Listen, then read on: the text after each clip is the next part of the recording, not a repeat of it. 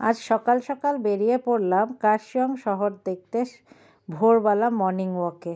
বেরিয়ে কিছু জিনিস দেখলাম যেটা আপনাদের সাথে শেয়ার করছি। রাস্তার উপর গাছ ঝুলেছিল, তার মধ্যে দেখলাম ছোট ছোট কুঁড়ি হয়েছে আর কিছু কিছু উপর দিকে বড় স্কোয়াশ হয়ে রয়েছে। রাস্তার ধারেই হয়ে রয়েছে, এখন স্কোয়াশের সিজন, তাই বেশ স্কোয়াশ হয়ে রয়েছে গাছের মধ্যে।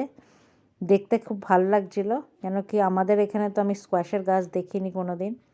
আর কিছু বাড়ির বাইরে কিছু সুন্দর ফুল বেলের মতন, বেল ফুলের মতন ঝুলে রয়েছে, ঠিক মনে হচ্ছে সেই রিঙ্গিং বেলসের মতন। আর প্রত্যেক বাড়ির সামনে প্রচুর পরিমাণে গাছ লাগানো। সেই দেখতে দেখতেই আমরা এগিয়ে চলছিলাম আর গাছ দেখে ওখানে দাঁড়িয়ে পড়ছিলাম যে কি গাছ এদের লাগানো আছে। বাড়ির বাইরে খুব সুন্দরভাবেই সাজানো এদের বিভিন্ন ধরনের ফুলের গাছ, ক্রোটনস, জেট প্ল্যান্ট, অনেক রকম এদের প্লান্টস বাইরে লাগানো থাকে। সেই দেখতে দেখতে ভালোও লাগছিল যে কত বিভিন্ন ধরনের এরা প্লান্টস লাগায়। সব বাড়ির সামনেই দেখছিলাম ভোরবেলায় যে এই দেখুন একটু লঙ্কা গাছ, প্রচুর লঙ্কা হয়ে রয়েছে। আর এখানেও দেখুন এটা অন্য ধরনের একটু লঙ্কা, খুব নাকি ঝাল এই লঙ্কা। আমি জিজ্ঞেস করাতে বলল যে প্রচুর ঝাল এই লঙ্কা। এই দেখুন হয়ে রয়েছে লঙ্কা গাছের মধ্যে।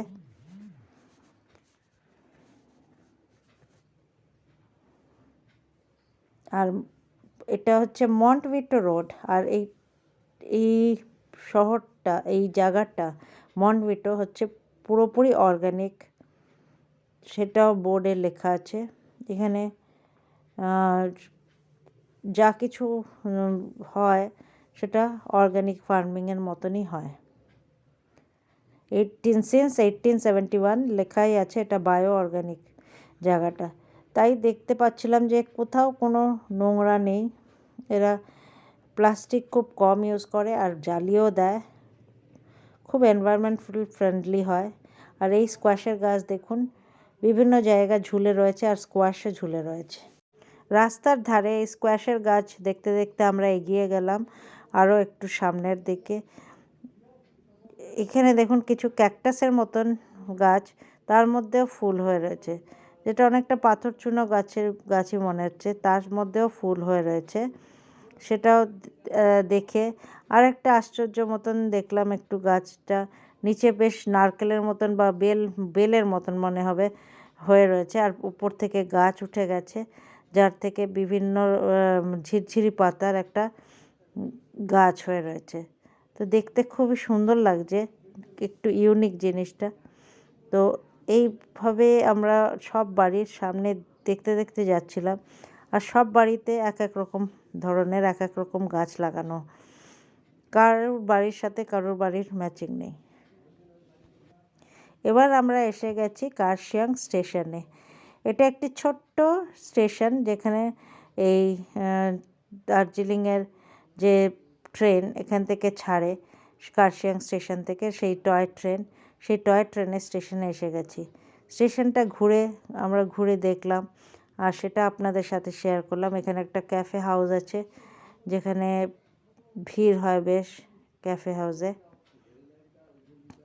বাইরে একটি টানা আগেকার দিনের রিক্সা, সেটাও রয়েছে ওখানে, অ্যাজ আ মিউজিয়াম এটা বলতে পারেন, এরম টাইপের মনে হচ্ছিল। আর এখানে ক্যাফে হাউস আছে। তো এই স্টেশনটা ছোট, এখন বিকেলের দিকে বেশ লাইট দিয়ে এরা সাজিয়ে রাখে। তো এখানে যে আছে টুডে স্পেশাল, যেরকম মেনু লিখে রাখা হয় সেরকমই মেনু দেওয়া হয়। এই স্টেশনটি ছোট্ট কিন্তু খুব সুন্দর। টয় ট্রেন দাঁড়িয়ে আছে, দেখিয়ে দিচ্ছি। টয় ট্রেন ওঠার সুযোগ হয়নি, তো এখানে দাঁড়িয়ে আছে বলে আমরা একটু দুটো বগির টয় ট্রেন। তো মেয়ে একটু ওই দাঁড়িয়েই আনন্দটা নিয়ে নিচ্ছে টয় ট্রেনের। এখানে একটা কার্শিয়াং স্টেশন, এখানেই দেখাচ্ছি কার্শিয়াং স্টেশনের কাছেই টয় ট্রেনটি দাঁড়িয়ে আছে। এই যে সিটস দেখাচ্ছি এরম বসার। এখনও এটা হচ্ছে heritage of Darjeeling and Kurseong. এটা হচ্ছে স্টেশন কার্শিয়ং, প্ল্যাটফর্ম দেখতে পাচ্ছেন। আর এখান থেকে দেখুন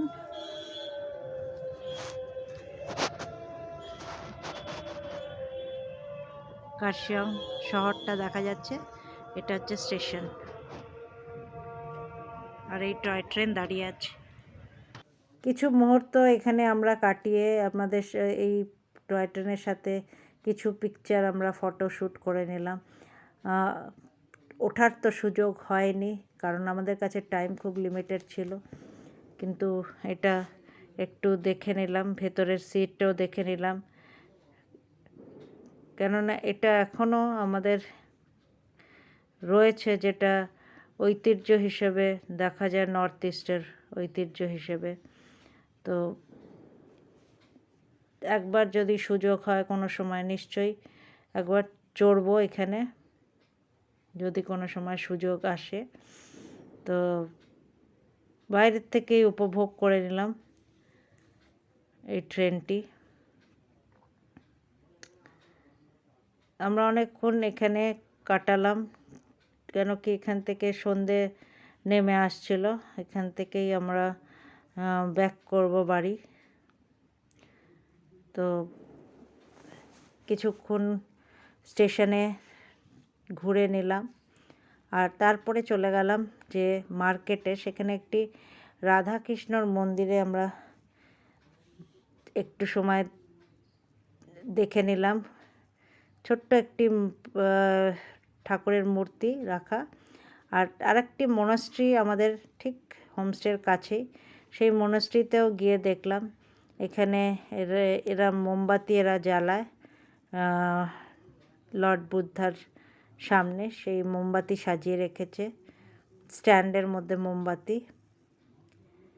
এটা 10 টাকার বিনিময়ে নিয়ে ঠাকুরের কাছে এরা জ্বালায়, যারা ট্যুরিস্টরা আসে। এটা হচ্ছে সেই বুদ্ধার মূর্তি ভেতরে। তো এই মনাস্ট্রিটাও ভিজিট করে নিলাম। বাড়ির কাছেই মনাস্ট্রি। 4:30 নাগাদ এদের এখানে পুজো আরম্ভ হয়, যেটা এরা করে মঙ্করা। এখানে দেখে নিলাম যে বুদ্ধার সামনে কিছু বাসনের মধ্যে বেশ শুদ্ধ জল দেওয়া, মানে এই শুদ্ধ জল দিয়ে এরা সামনে দিয়ে রাখে বুদ্ধার, যেটা মার্ক করে যে পিস ট্র্যাঙ্কুইলিটিটা মার্ক করে। আর টাইমটা জিজ্ঞেস করলাম, তোরা বলল 4:30 সময় আমাদের পুরোহিত যে লামা সে আসবে, আর এখানে পুজো হবে। বিভিন্ন জিনিস দিয়ে সাজানো আছে, যেরকম ময়ূরের পাখনা, তারপর কিছু কিছু জিনিস যেটা সাধারণত আমরা কোনো পুজোয় দেখি না, সেরকম জিনিসও ঠাকুরের কাছে, মানে বুদ্ধার কাছে রাখা আছে। চাল, ময়ূর পাখনা, এইটা সব দেওয়া আছে এখানে।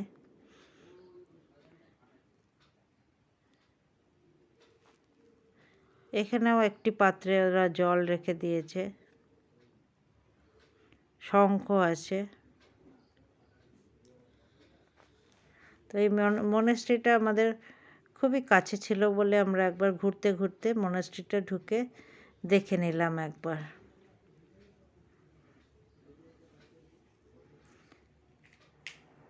তারপরে আমরা ব্যাক করার সময় আমাদের কিছু